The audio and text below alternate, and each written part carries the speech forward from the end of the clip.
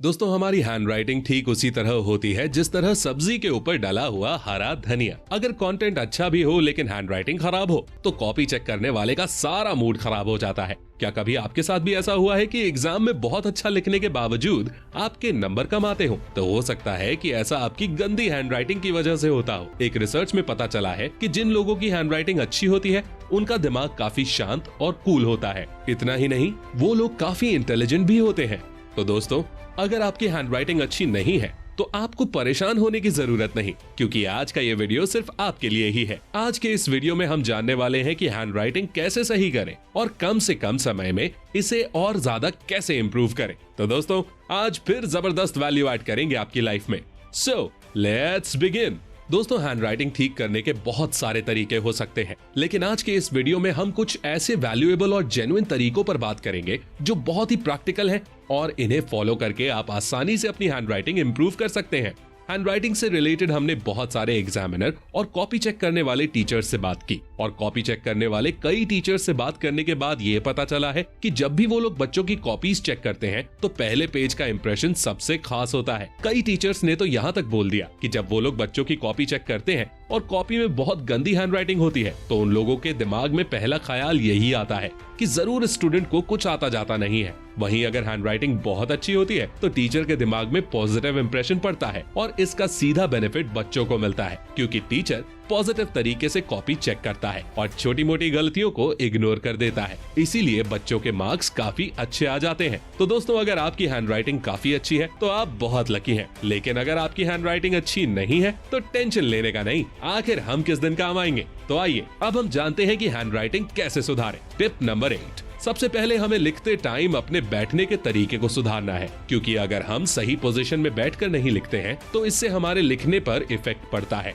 और हमारी हैंडराइटिंग अच्छी नहीं बन पाती है। अगर हमारी बैठने की पोजीशन सही है तो हम अच्छी हैंडराइटिंग बना सकते हैं। इसीलिए जब भी आप कुछ लिखें तो पूरा कंफर्टेबल होकर ही लिखें। हम लोग अक्सर देखते हैं कि कई लोग कॉपी को टेढ़ा करके लिखते हैं, ऐसे में उनकी हैंडराइटिंग भी टेढ़ी हो जाती है। और कई लोग तो ऐसे भी होते हैं जो टेबल के ऊपर सिर रख कर लिखते हैं। अब आप खुद बताइए, अगर कोई बंदा टेबल के ऊपर सिर रखकर और गर्दन को झुकाकर लिखेगा तो उसकी हैंडराइटिंग भला कहां तक अच्छी आएगी। इसलिए आपको ऐसी गलती बिल्कुल भी नहीं करनी है और लिखते समय एक सही पोजीशन में बैठना है। हमारी पोजीशन कुछ इस तरह होनी चाहिए जिससे लिखते समय हम बिल्कुल कंफर्टेबल महसूस करें।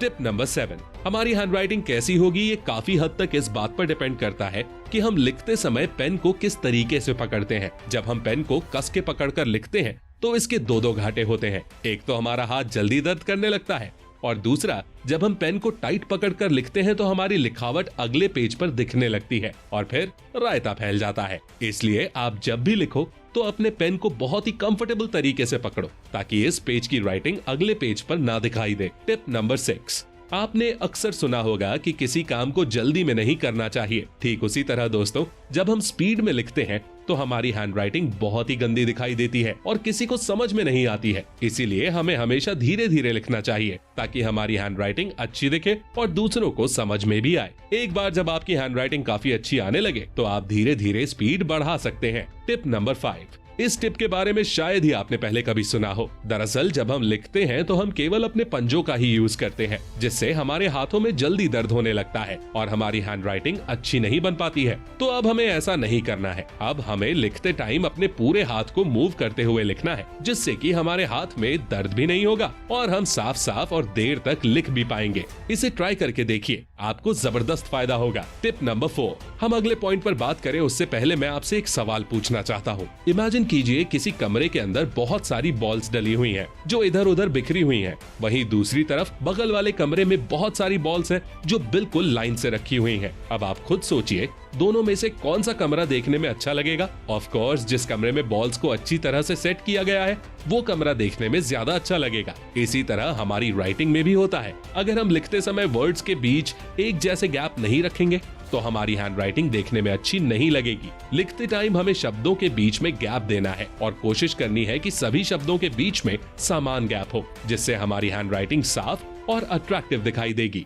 कई बार क्या होता है ना कि हम शब्दों के बीच बहुत कम गैप रखते हैं या फिर बहुत ज्यादा गैप रखते हैं, जिससे हैंडराइटिंग उतनी अट्रैक्टिव नहीं लगती। वहीं अगर हम सभी शब्दों के बीच एक निश्चित गैप रखेंगे तो हमारी हैंडराइटिंग काफी अट्रैक्टिव लगेगी। Tip number 3। दोस्तों, जिस तरह साफ पानी में सब कुछ साफ साफ दिखाई देता है, ठीक उसी तरह राइटिंग में भी होता है। अगर हमारा पेज बिल्कुल साफ साफ होगा तो राइटिंग भी साफ साफ दिखाई देगी। वहीं अगर हमारा पेज गंदा होगा तो फिर कितना भी अच्छा लिख लो, वो मजा नहीं आएगा। अब आप इन दोनों हैंड राइटिंग को ही देख लीजिए। पहली हैंड राइटिंग में पेज काफी गंदा है, इसलिए राइटिंग अच्छी नहीं लग रही। लेकिन दूसरी हैंड राइटिंग में पेज बिल्कुल साफ सुथरा है, इसलिए हैंड राइटिंग काफी अट्रैक्टिव लग रही है। टिप नंबर 2, करत करत अभ्यास के जड़मती होत सुजान। ये कहावत तो आपने जरूर सुनी होगी। हमारी ये एडवाइस भी इसी कॉन्सेप्ट पर बेस्ड है, क्योंकि प्रैक्टिस करके ही हम किसी चीज को परफेक्ट कर सकते हैं। आपने भी कई बार देखा होगा कि जब आप काफी दिनों तक कुछ भी नहीं लिखते हैं तो आपकी हैंडराइटिंग बिगड़ जाती है और आपको लिखने में दिक्कत होती है। इसलिए रोज रोज कुछ न कुछ लिखते रहें। मेरे साथ भी सेम यही दिक्कत होती थी, इसीलिए पेपर शुरू होने के कुछ दिन पहले से ही मैं लिखने की प्रैक्टिस शुरू कर देता था और पेपर आते आते मेरा हाथ बिल्कुल एडजस्ट हो जाता था और मैं पेपर में बहुत अच्छा लिख पाता था। आप लोग भी इस फॉर्मूला को ट्राई कर सकते हैं। टिप नंबर 1, दोस्तों, एक बात तो बिल्कुल पक्की है कि अगर बंदूक अच्छी होगी तो फायर भी अच्छा ही होगा, और अगर बंदूक अच्छी नहीं होगी तो फायरिंग भी अच्छी नहीं होगी। ठीक इसी तरह पेन के साथ भी होता है। अगर हमारा पेन अच्छी क्वालिटी और ब्रांडेड कंपनी का होगा तो हमें लिखने में कोई दिक्कत नहीं होगी। वहीं अगर हम कोई सस्ता या घटिया पेन यूज करेंगे तो फिर हैंडराइटिंग खराब होना तो बनता है। इसीलिए लिखते समय, खासकर पेपर में लिखते समय, हमेशा अच्छी क्वालिटी के पेन को यूज करना चाहिए। और कई बार ऐसा भी होता है कि अलग अलग लोगों की अलग अलग चॉइसेस होती हैं। जैसे कुछ लोगों को मोटे पेन से लिखना पसंद होता है, वहीं कुछ लोगों को पतले पेन से लिखना पसंद होता है। इसीलिए आप जिस तरह के पेन से लिखने में कंफर्टेबल हो, हमेशा उसी पेन का यूज करें। फिर देखिए क्या गजब की राइटिंग आती है। अभी तक हमने वीडियो में जो कुछ भी सीखा, अगर उसे अप्लाई करना हो तो हम पेन चूज करने से शुरुआत कर सकते हैं। सबसे पहले अपना मनपसंद पेन चूज कर लो और फिर लिखने के लिए एक साफ सुथरा पेज खरीद लो। देन लिखना स्टार्ट कर दो। लिखने से पहले सही पोजीशन में बैठ जाओ और लिखते समय हमेशा इस चीज पर फोकस करो कि शब्दों के बीच बराबर गैप हो और हमारा पेन पकड़ने का एंगल सही हो। और दोस्तों, जब भी लिखना स्टार्ट करो तो शुरुआत हमेशा धीरे धीरे ही करो। एक बार जब आपकी प्रैक्टिस बन जाएगी तो फिर आप दनादन लिखने लगोगे और आपकी हैंडराइटिंग काफी इंप्रूव हो जाएगी। और दोस्तों, जाते जाते आपको एक बात बताना तो भूल ही गया। कई बार क्या होता है कि बहुत सारे स्टूडेंट अच्छा लिखते हैं और उनकी हैंडराइटिंग भी काफी अच्छी होती है, लेकिन पेन से निकलने वाली हल्की हल्की स्याही पेज पर लगती रहती है और पूरे पेज पर डॉट डॉट बन जाते हैं, जिससे हैंडराइटिंग काफी बिगड़ जाती है। इसीलिए पेपर में लिखते समय हमेशा एक छोटा सा कपड़ा या रुमाल का टुकड़ा अपने पास रखें और समय समय पर पेन की निब को साफ करते रहें।